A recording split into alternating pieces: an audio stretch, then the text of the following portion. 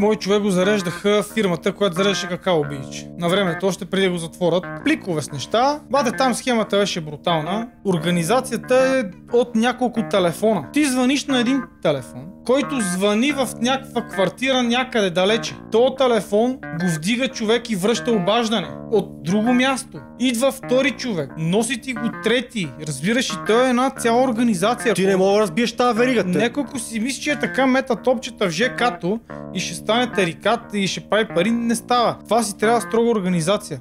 Само телефони на хартия записани. Никой не е имал смартфон никъде. Аз съм виждал човек с смартфон. С копчета. Само такива телефони, които ти казвам, ти звъниш в квартира на ета, някъде в София.